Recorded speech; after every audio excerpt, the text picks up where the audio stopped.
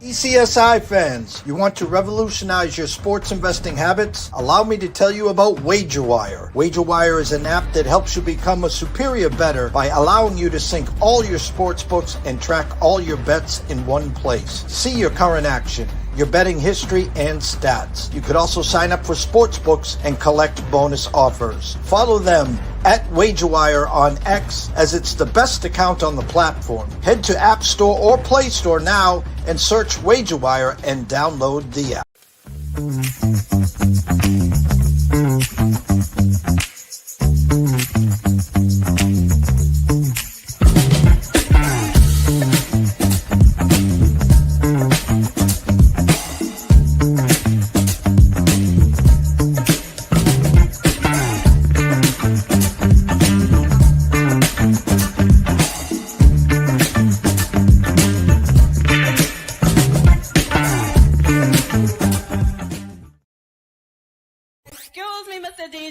Check this out, we got a great show coming your way.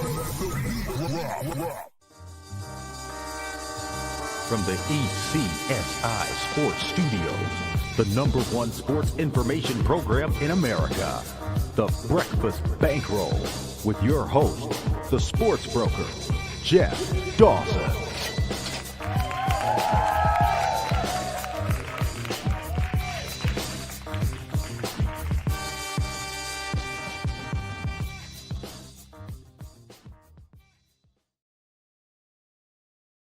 Good morning, sports fans from all around the globe. I am the co-host, Jeff Dawson, East Coast Sports Investors, and welcome to the Thursday edition of the Breakfast Bankroll, where today's headline is there a hurricane brewing in Tallahassee? Miami currently -4 at Florida State. First and foremost, a shout out to our proud sponsors and partnerships. It's WagerWire. Head on over to Google Play, download the app. It is free. AtlantaSteaksandSeafood.com. You know the drill by now. Head on over to Facebook. Introduce yourself. Excuse me. To Terry Smith. Come on back to AtlantaSteaksandSeafood.com. Steaks, seafood, chops, appetizers, wines. Terry's got it all. He's got 4 subscription plans as well. Just set it and forget it like I do. Every 30 days, a big box of protein to get you through that month. The only thing you'll need is a spare propane tank. So without further ado, let's bring him on, Mr. Scotty Webb. What's up, Scotty? Hey, man, it's Thursday, and a lot of craziness going on, right? We got an NFL football game that the line has just been moving like all one direction, all crazy. We got college football games. Some of that's been doing the same thing, and some of those are just looking at numbers here a little bit. So, yeah, and we got 3 baseball games today. Holy crap, we got a full day of fun stuff. Yeah, we'll focus on football here. It's Thirsty Thursday. You talked about the Thursday night game, and I'm working on a Westgate card with Senior Mr. Lucky. Good morning, sir. And the light bulb went on yesterday as I'm reading the injury reports, and the Rams opened up 3 on Sunday night. And then it went to 3.5, and then it shot to 6.5, and then the light bulb, of course, Purdy's not playing. Well, then next thing you know, Pearsall's out, Jennings out, and we already know Kittle's already out. And so my point is, the book started to get out in front of it. On the Westgate Superbook card, it's 7.5. Well, Circus said not so fast. They moved theirs to 9. The current line is 9. Short week. Divisional game, and San Fran coming off a loss here, but yet it's the Mac Jones experience again. And listen, unlike an NBA game when LeBron's out and AD was out and the line was already baked in because they figured at least one of them was out, here's a situation, Scotty, where listen, I lived through the Mac Jones experience. He's got no one to throw to him. If I'm the Rams, and we know they got a great defense, we know they got the genius with McVay, McCaffrey's not going to beat me. It's going to be Mac Jones, and I don't know who the hell he's throwing to at this point, but it's definitely a Rams or nothing for me tonight. Well, I think the way I would look at this, with the line that opened at 3, The look ahead line was 3, and I get it. Purdy was supposed to play and all this other stuff, but whatever. I think that, the numbers moved beyond the numbers that you want to sit there and go, yeah, I want to bet 49ers, right? So if it's 3 and it crosses 4 and then it crosses 6 and then it crosses 7, nobody cares about those key numbers. This is going to be one of those spots where, they win by 14 or something. Or more. I wouldn't even be surprised, Jeff, to see at some point they say, hey, Christian McCaffrey's more important for us the rest of the season. Let's just take him out of this game, and we'll play him next week. So this is kind of one of those, hey, Rams, you got to give me, and we're going on to the next one. That's the way I see it. Maybe it's not that way, but obviously there's 50 some players on each team. I think 51, 52. The 49ers will have 52 guys out there, and they'll do their best they can. But I don't know that this is going to match up well for them. No, we'll go right over to the college football. We use Game on Paper. We have your spreadsheet here. Tell me at first what you would like me to do today. Do you any certain games that you want to break down, or do you want to bring up your spreadsheet to start? Well, it doesn't matter. I think what we can do is we can give them. You got my email, the In Pocket Plays, right? Yes. Let me start with that. That. Scotty Webb's In Pocket Plays this week. The Illini minus 9.5.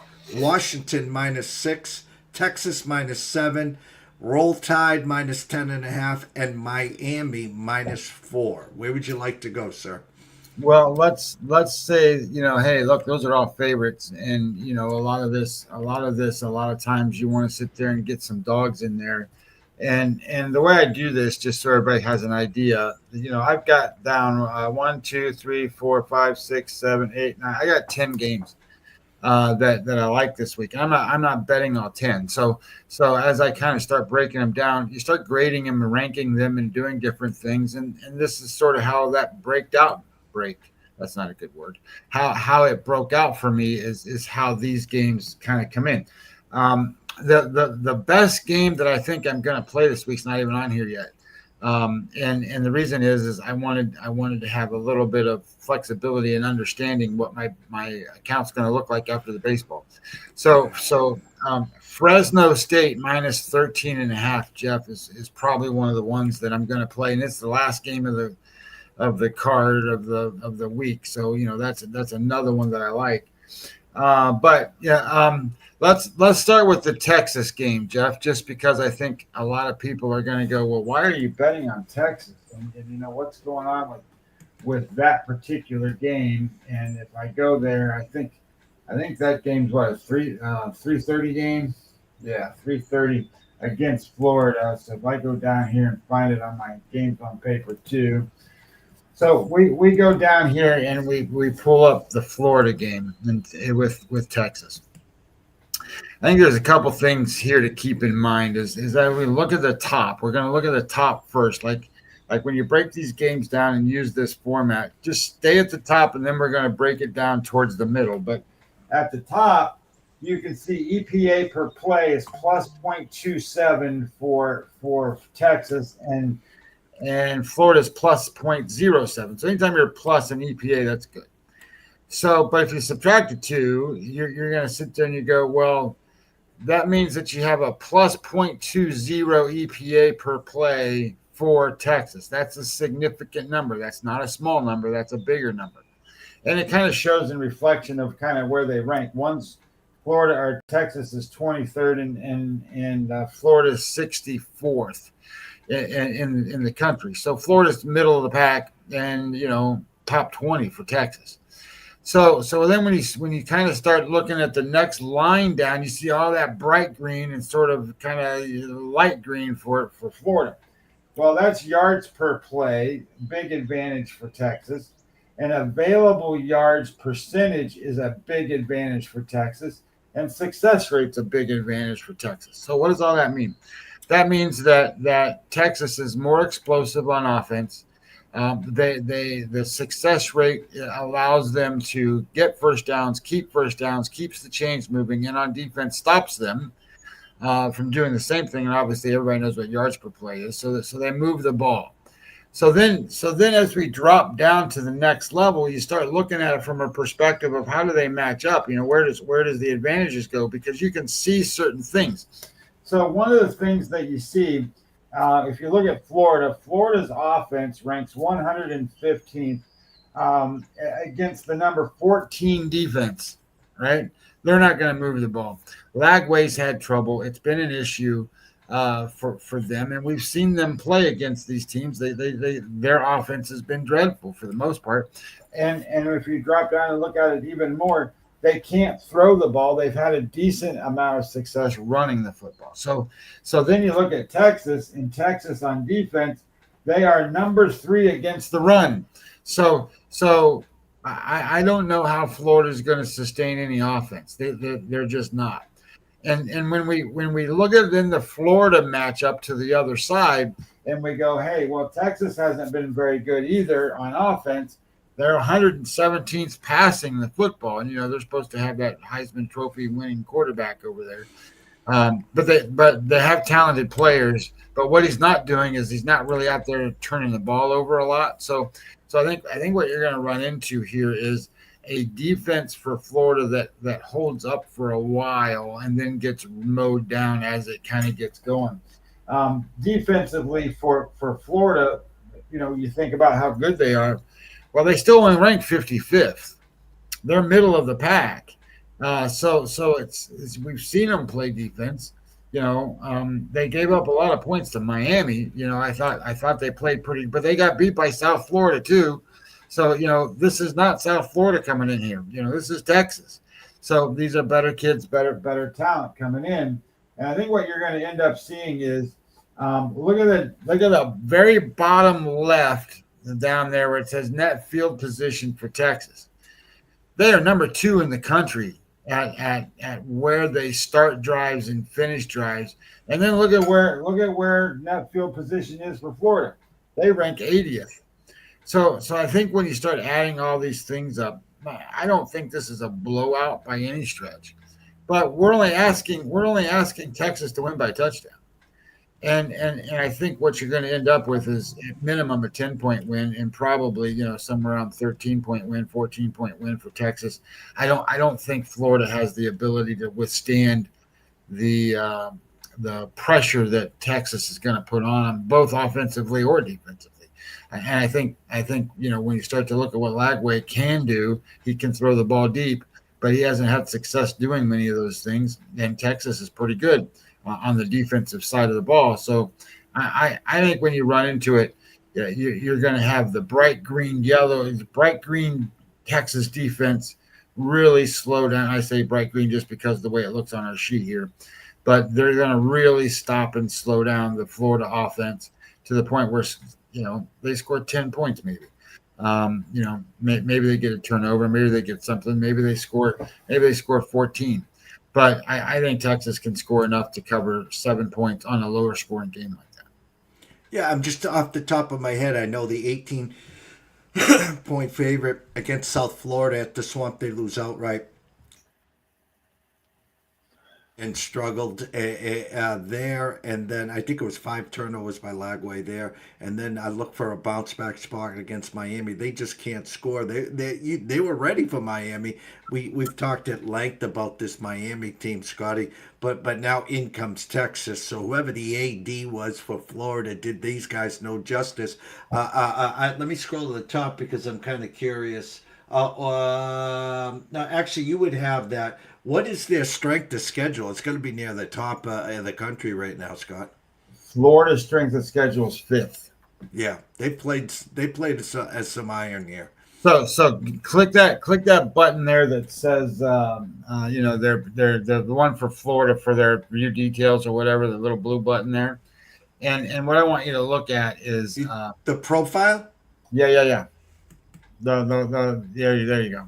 And then slide it down. Keep going one more. I want you to see. So one more. There you go. So look at their numbers. So they played. I don't remember who that team LIU. LIU, Long Yeah, Island. yeah, Long Island. Okay, they beat them 55-0, and then they scored 16 points there against USF. But then they played LSU. You think Texas is a lot like LSU? I do. I really do. LSU's got no offense but good defense. That game was 20-10. Florida scored 10 points. And then they played a pretty decent team in Miami, 26-7. That's the kind of score I'm looking at here again is, 26-7, 20-10, something along those lines, 20, something to 13, somewhere in there.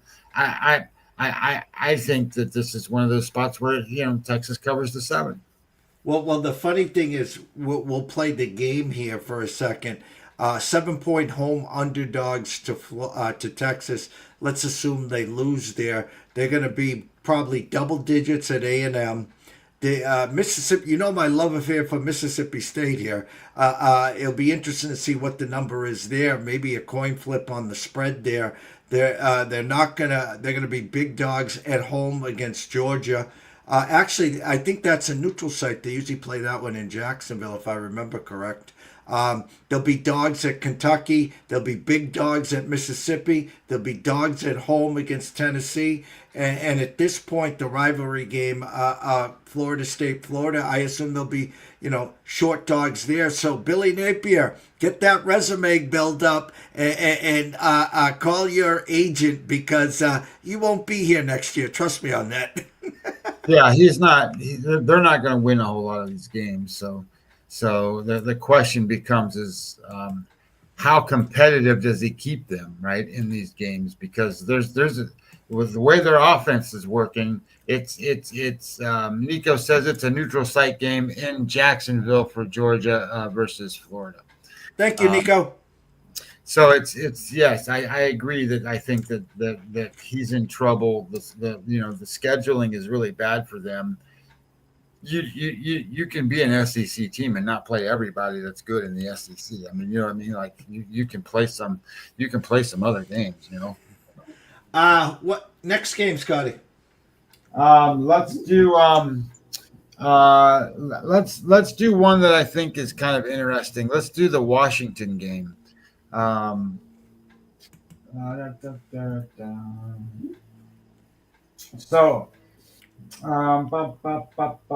this is where I come into these games, Washington against Maryland, and this is where I'm going to fight with some of the old school guys. And when you read about what's going on and what's happening, this is a bad spot for Washington, right? I mean, they just played Ohio State. They played them at home. They played them good. I mean, obviously they didn't score any points. It was 24-6. They didn't cover the spread, whatever. But now they have to go all the way out to Maryland. It's a long flight. It's all this stuff, and so technically handicapping, this is a spot where, Maryland should play better and Washington should lay a dud. Well, so when you look at the numbers, you sit there and you go, well, they're both green at the top. EPA per play, Washington is 14th plus 0.33, and then Maryland is plus 0.20. So both of them very good, but we're going to figure out where that comes from in just a second. But there's a net difference there, plus 13 for Washington. So then you start to look at it and you come down, you go yards per play. It's a big advantage for Washington. Available yards is where it really matters to this game. It's 28.9% for Washington. They're 11th, and Maryland's only 8%, 62nd, and then success rate's about the same. So what available yards will also tell you is that they're a very explosive offense. They get what they want, that Washington does. So as I looked at this and I started coming down here, Maryland, look at Maryland first. Remember we said their net EPA per play was good. They ranked 32nd. Look at the purple box. That purple box is offense. They ranked 92nd in offense. Okay, 92nd in offense. Their defense ranks 7th. So they played great defense, and I don't think a lot of people really understand that they've played great defense. But their offense ranks 92nd. All right, so when you look at what Washington does, they rank 14th, and their offense ranks 12th. Their defense ranks 93rd. Well, their defense hasn't been the greatest in the world, but they're not going to go against a great offense. They're going against a bad offense, to be honest, in Maryland. And they've got an elite offense going against a, quote, elite defense. So when you start to think about this, quote, elite defense, what we want to do is we want to click Maryland's profile. We're going to click Maryland's profile for a second. And then we're going to slide it down. And we're going to go, well, who have you played that you are this elite defense, right? So if you look at them, they played FAU, who's got a bad offense. It's bad offense. Then they played NIU, bad offense. Towson, I don't even, what kind of offense you give them. And you saw Wisconsin's offense. It's horrible. And now they play Washington. This is the first real team they've played all season. The first real team. And now you're going to go and say, hey, real team that comes in, you don't even have to cover a touchdown against this team. And to be honest, I will be, I can see that they scored 27 against Maryland. But if you click that button, Jeff, that says stats on that Maryland game with Wisconsin, and then you pull that up, what you're going to see is, slide this down, Wisconsin got 384 yards of offense against Maryland in that game. Where this game kind of went haywire for them. I'm trying to see it. I'm trying to get it. You have a spot here where they had 384 yards, and then when it came to the passing yards, they were almost exactly even in total yards in this game between the two. Even though the score wasn't that way, it was 27-10, and that's because the turnovers were -1 for Wisconsin, +1 for Maryland. And Maryland got what's called turnover luck points, and they scored more off of those as they went forward. So that's the only team they've even played that's halfway decent, and you've seen them play. They're not very good at all. I was on Maryland in this game. So I'm expecting Washington to withstand anything that Maryland can give them in terms of offense. And I'm expecting the Washington team, if we go back, so we go back out of this for 1 second, and we go to that Washington game one more time, or click preview, then do the same profile for Washington, but look at the players instead of the other. You've got a quarterback that's got a 76% completion rating. He's got 6 touchdowns, no interceptions. Of course, he's got 11 sacks, but a lot of that came from Ohio State. And then you've got a running back that's got 417 yards, another one 283 yards. You've got 3 receivers in double digits. I think this is going to be a lot for Maryland to handle. So I like the idea that I don't have to cover a touchdown here. I'm going to play him at the -6 and go against this technical spot. So that's my analysis or thought process on why I ended up with Washington in this game. It's the first time that Maryland's actually going to see anybody any good. So I kind of like that spot for them. I agree. The only thing, obviously, that scares you is, again, the cross country. Listen, I've been doing shows for years with Riley Magnuson, and he's a Big Ten guy. And we talk about Maryland's fast starts, and then once the calendar turns to October, the reality sets in. And I agree with you on the Washington side here. This is a real good team, outmatched against Ohio State. But now the big question is fly cross country, and how quick do they rebound? How quick do they get their sea legs? I'd like to see them get out in front and have Maryland chasing versus Washington chasing here. Well, I would too. I bet on them, so I hope they get way out in front. That's my thought. Get way out in front. So I think there's a couple of spots here, and then we'll pick and choose kind of wherever you want to go. So I think that so what's not on your list there too is I'm trying to see, and maybe you can help me with this. Look at the Alabama number, the betting number, because it's the one I saw last. It was 10.5. What is it now? Let me go here for you. Give me a second.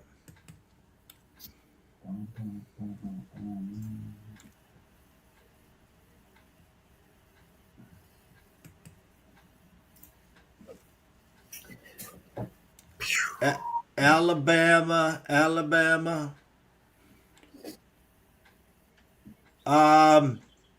Opened at 13.5, went to 10.5. I know Diego's 7-1. Lifetime double-digit underdogs here. Just from a market standpoint, I will say this. That number of 13.5 only could have went one way, and it's gone that way. It reminds me of Buffalo and the Patriots. Opened at 10, shot down to as low as 7.5. It went to 8. They got their Vanderbilt money. Bama has been rolling since the first game against Florida State, and they're a different team at home as well, Scotty. Well, I have Bama to bet, but I'm waiting to decide whether I'm going to play them at 10.5, which is where it's at now, or if it hits 10. I don't think it ever hits 10. I think I need to play. I think 10.5 is the number. It's only going to go back up from here, in my opinion. So today's Thursday. I think you're going to start seeing money coming in Alabama, and then I think obviously Friday, Saturday, you're going to see money coming in Alabama. So I think if you're going to do this, this is the way you. This is the game that you want to bet right now. So let's pull up that Alabama game real quick. And what time is that game? That game is 3:30. 3:30. Yep. There it is. I got it. So what's interesting of this game is it's a lot of green that you can see out there. I mean, it really is. It's a lot of green. So both of these teams have been pretty decent. EPA per play for Vanderbilt, they ranked 7th. I mean, 7th in the entire country. That's pretty good for Vanderbilt. That's a good thing.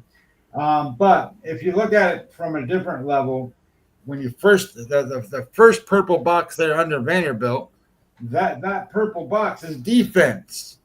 Defense, they rank 88th. Okay, so that tells me right away that this team is not ready for Alabama. They're just not. You can't be a defense that sits there and goes, all right, well, we're going to let them score, and then our offense is going to outscore Alabama. Well, Alabama's going to stop you.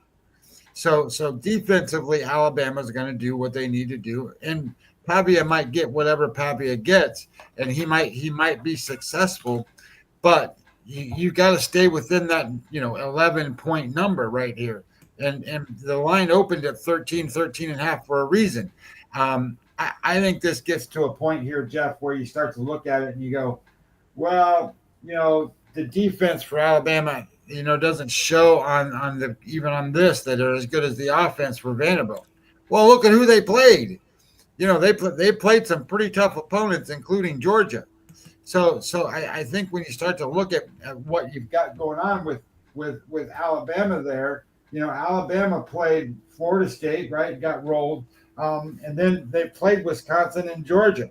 So they're going to have a little bit of a lesser it shouldn't necessarily always be that way, but they have a little bit of, because of the opponents they played, their stats will get better once they start playing some of these other opponents that they might have on the schedule as they kind of go through. I think I don't know who EIU is, but they play EIU, whatever that is. So I think you're going to see some of this. This is a game in Vanderbilt. If you start to look at it, do you think Vanderbilt's better than Missouri? I don't. Do you think Vanderbilt's better than Tennessee? Nope. Do you think Vanderbilt's better than South Carolina? Probably about the same. Maybe. I mean, South Carolina hasn't been great. Then they play LSU, they play Oklahoma, and they play Auburn. So this really might be, other than an EIU game, the quote softest team they play the rest of the season. So I'm going to expect a pretty big spread here for them, and do something similar to what they did to Wisconsin. I expect them to be pretty good. And when you kind of look then at what has Vanderbilt done and who has Vanderbilt played, well, you start to look at it and you go, well, they played. I don't know who Chiasso is. You can look. They played Virginia Tech. That's the one that they went out there and said, oh, they played Virginia Tech. Then they played South Carolina and beat them, and they played Georgia State. Okay, and then they played Utah State. Look, none of these teams are Alabama. So I think this is a big roadblock for them. I think that where you want to bet Vanderbilt is next week against LSU, for example.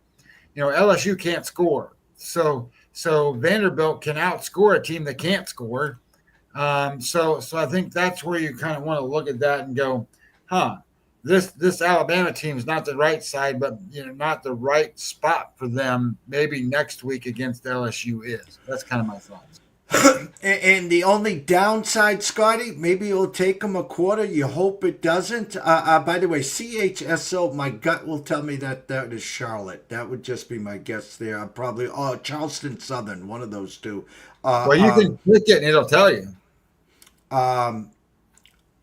Is the letdown after the Georgia game. Thank God it's Missouri. It's not Tennessee because they played Tennessee the following week there. Let me see here. Who was it? Let's see if I was right. Survey says Well, it pulls up that stat. Charleston Southern. Charleston Southern. Yeah. Okay. So it could be Diego can play. Diego, looking for his 7th year of eligibility next year already because he knows he's not going to make it in the NFL. Maybe CFL, I don't know.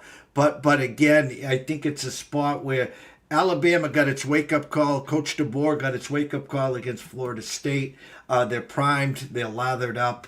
And I think it is a good spot there. I will be on the Alabama team total for sure there.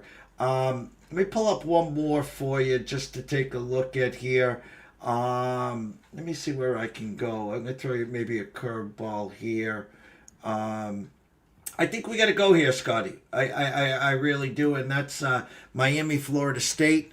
The fact that Florida State lays the egg, not lays the egg, loses to Virginia on last Friday.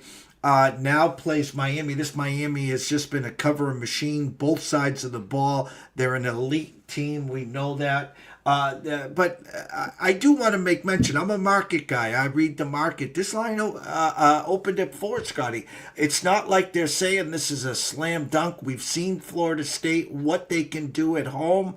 I want to see some ticket splits here. Bear with me here.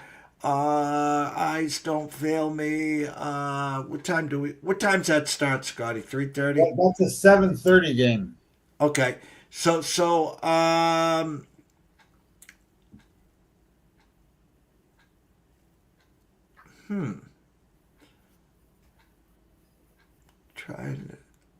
Okay, here we go. Florida State getting a lot. I'm showing an opening number of 5. That's a dead number. We know 4.5s across the market, 4 at the Superbook, with the opening number of 55 and a hook, now down to 53.5.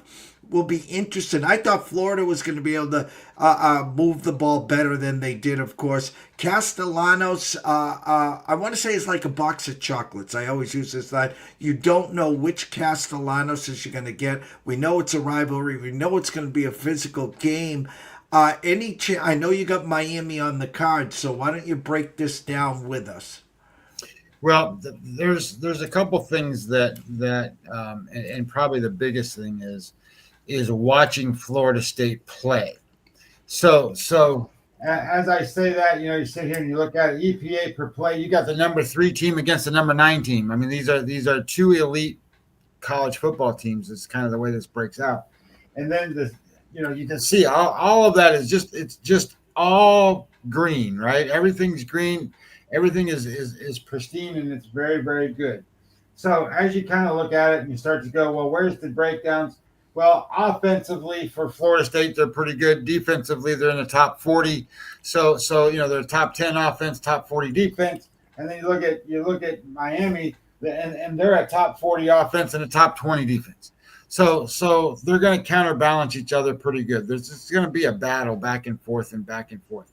But when you start to go and you look at a lot of this stuff, there's not a whole lot you can see there.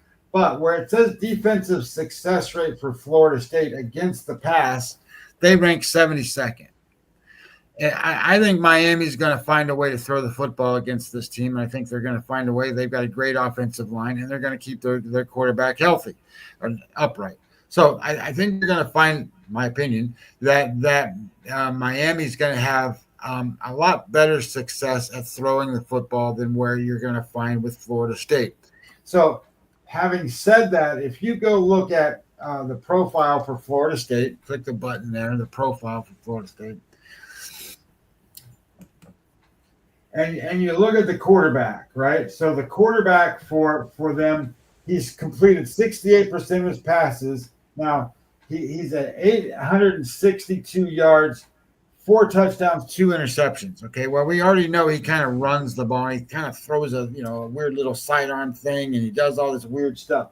So when you start to look at what is their offense, well, he's a kind of a scrambler guy, and he's run the ball 37 times, and their running back, the best running back, or the guy that carries the ball the most, has run it 42 times.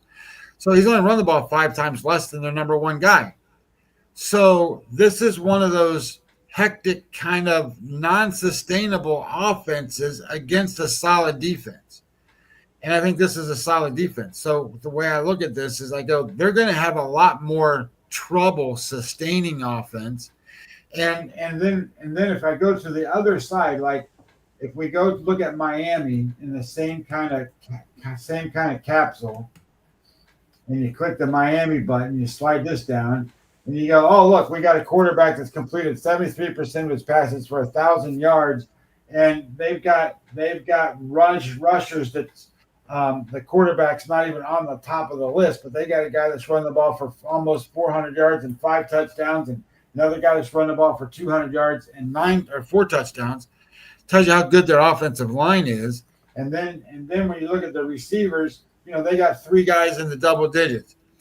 They have more of a pro set style offense. So yes, Florida State can play defense, but I do think that we just saw it last week with Virginia. When you're in this spot, I don't think that they're going to sit here and go, hey, we're going to stop them. Virginia scored, I don't know, what was it, 40 points against this Florida State team. I'm not going to sit here and suggest that Miami's going to go score 40 points, but I do think we're at a spot where they don't have to cover all these many points. It's 4. And I think that their advantages is through the air. And I think that the advantages is that the way Florida State's offense just is manufactured, it's all about that quarterback. And he runs the ball as much as the running back does, and he's not a very good passer.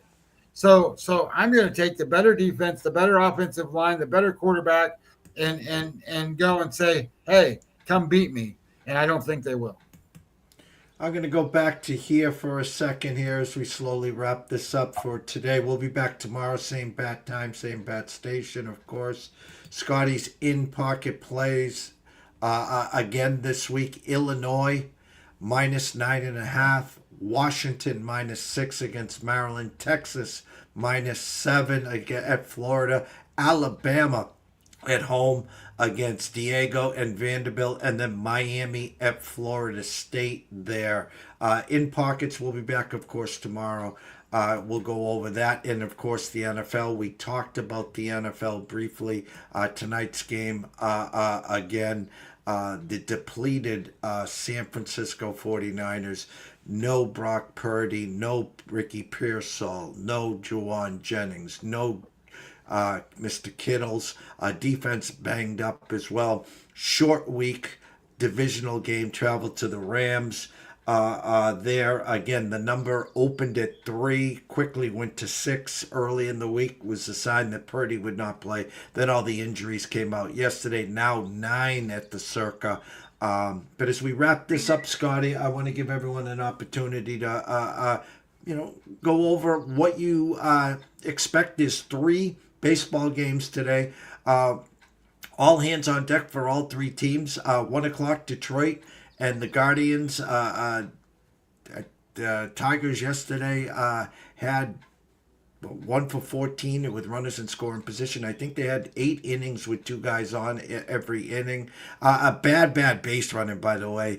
They should have been up 2-1, and the guy tried to go first to third with the ball right in front of him. Bad there. And then why am I drawing? Cubs Padres, Tyon versus Darvish. And then, of course, the nightcap, Red Sox Yankees. Congrats to the Dodgers as they move on to play the Phillies. Congrats to Tito and the Reds for making the playoffs. Good 2 games experience. I know you'll be back next year. As I read the market today, the market tells me Tigers, it tells me Cubs, and it tells me Yankees. Yeah, I think the one thing we talked about on our baseball show, and you can bet the Dodgers, and it's just free money, but at the same time it's free money, you got to pay for it, so it wasn't like you had to sit there and bet minus 110 to win a whole bunch of money on that series for the price there. I mean, it was. I think the Reds were just happy to be there. I didn't think they expected to be there. The Mets collapsed, allowed them to get in, so they snuck in and then they got slaughtered. Which is, it is what it is. So that was kind of expected. So the one thing I'll say that I've been talking about all season this year, and which is not necessarily something I always talk about, the home teams just win in Major League Baseball. They've just been winning all season long, and you're kind of seeing it in the series to a certain degree. So I think the Tigers are having a tough time trying to win in Cleveland. I mean, with Skubal on the mound, they should have won that game a little bit better than probably what they did. But, they got a good pitching performance from Williams, and they won 2-1. Yesterday, everybody thought, well, Bybee was going to be great. And, all you hear about – and, guys, I'm just going to caution you to death. If you're out there listening to all these guys that tell you about all these numbers and Bybee being 24-2 against the division, none of that matters when it comes to these playoff games. None of that matters in any of this stuff. It matters what you do in the last, 3 or 4 or 5, 6 starts that you're on, what kind of performance you're having. And, Bybee's been good, but they've been playing each other. So this is not like something they haven't seen. They've seen these guys. So you kind of want to bet experience, and you kind of want to bet better managers. And here's what I think about the Tigers series. They should have won yesterday's game. Obviously I say that they lost 6-1 or whatever the score was, 6-2, 6-1. I think they could have won. They had the guys on base to do it. They didn't come in. They didn't get the clutch hits when they should have. But that's part of playing on the road and doing different things. It's not easy. Today, you have a guy in Jack Flaherty that I don't think people like to bet on that much because he's he doesn't win a lot. But he's a bulldog. Look. He was a St. Louis Cardinal, and at one time he was the ace of the St. Louis Cardinals. He's been a Dodger when they played in the playoffs in the World Series. He's now with the Tigers, and I think that he has great playoff experience. I think he's going to be really good in these spots, and I think he's going to give it everything he's got, which obviously you think all of them do, but he's got that little special gear. And then Slade Ciccone, he's going to be the first time ever really doing this. If you watched who they put on the lineup yesterday, they had a kid playing in center field yesterday. First time he's made a Major League Baseball start. First time. So, I think Cleveland's in a spot where they're doing everything desperately they can to get offense. And, they've used a lot of bullpen pieces to get to where they are, and they're going to do it again today. But I think what you'll see is I think Ciccone will go as long as he can, and then they'll bring in their left-handed guy, whatever his name is. I forget his name right now off the top of my head. But they got a left-handed starter that, is out there that I think they'll bring him in and let him go. But I think Flaherty's going to pitch. I think it's going to pitch well. I think the Detroit wins this game, and then they move on and take on Seattle or whoever they get. I think the Cubs matchup, at the beginning when I talked about it on the show, I couldn't figure out who was going to pitch for San Diego. I didn't know who was going to be the guy. Michael King is available. Was it going to be Darvish? Well, I thought it would be Darvish because Darvish has pitched better down the stretch than Michael King, and it is. And he's going to face Tyon. Well, Tyon at home for the Cubs is something else. He's been really, really good, and I would ride with the Cubs in this spot with Tyon. And it's not that I don't like Schilt as a manager. But the manager of the Cubs has been there with the Brewers, and he's been there and knows how to play these kind of games. And I like his spot. And, I trust their batters more than I trust the San Diego batters. And Darvish, not that I don't trust him, but think about his playoff experience. He gets rocked in the playoffs. He hasn't been that good, whether he was with the Dodgers or the Padres or any other team that he's been with, Rangers, anybody. He's not been a good playoff performer. So I do like the idea that the Cubs are in a pretty good spot here. And then, you got the Yankees game, and they got two kids pitching. You got Schlittler and Early. And, the bigger thing is that I think that the Boston bullpen, I don't know where they're going to go and what they're going to do, and they're just going to throw them until their arms fall off. I think it'll be a battle. I mean, don't get me wrong, but I still think that the Yankees have the edge there, and the home field makes a big difference in that series for sure. And I'll just say it, go on record and say I don't like Seattle, and I don't like Toronto. As far as being the best teams in the American League, I don't think that they're not. I just don't think that they're above and beyond anybody else. It wouldn't surprise me that the series we're watching between the Yankees and the Red Sox aren't the two best teams in Major League Baseball on the American League side. To be honest, I think that both of those two teams battled, and they've battled hard, and they're both good teams. You're going to put Seattle in the mix, and obviously Seattle's biggest problem is going to be what do they do if they can't throw Brian Wu. He's been their best pitcher the whole time, and all the other best pitchers get hit. So they're going to have to outscore guys, and to be honest with you, that's a strikeout team. That team strikes out an awful lot. So we'll see what happens with them. And then, I don't trust Gossman and those guys for the Blue Jays. Sure, their offense is hit or miss with Toronto, just like most offenses. But, to be honest, who else has Garrett Crochet lined up for them to pitch? Anybody? Nope. Who else has the two pitchers that pitch for the Yankees out there? I don't think anybody can go out there and go, well, Seattle can probably come close, but they're not the same level of talent of those two pitchers for the Yankees. So I sit there and go, these might be the two best teams. And then, the Dodgers just won. So this is going to be a great series now between the Dodgers and the Phillies. Well, I'll stay in the American League. We talked about it backstage. The biggest fly in the ointment for Seattle. And I'm kind of curious if they are actually rooting for the Guardians today, because if the Tigers can find a way to win, and now the next series goes to the best of 5. You got to win 3, 2-1 if needed. Cy Skubal or I always call him Cy Skubal. We've had the winning ticket on him last year. We have Cy Skubal and Crochet pre-flop this year. That's coming down, obviously, to those two. But my point is Skubal will set up for 2-5 or 1-5. So I'll be interested to see if the Tigers win today, which I think they're going to. What the opening series odds are: Tigers versus Seattle, the Rest versus Rust. And the fact is that you could see Skubal twice, so that will be reflected in that. Red Sox, Yankees last night. Duran's got to catch that ball. We know that. He catches it 99 out of 100 times. Reminded me of Game 5 in the World Series, Aaron Judge. Judge catches that ball. Yankees go to Dodger Stadium up 3-2 with all the momentum. And it kind of...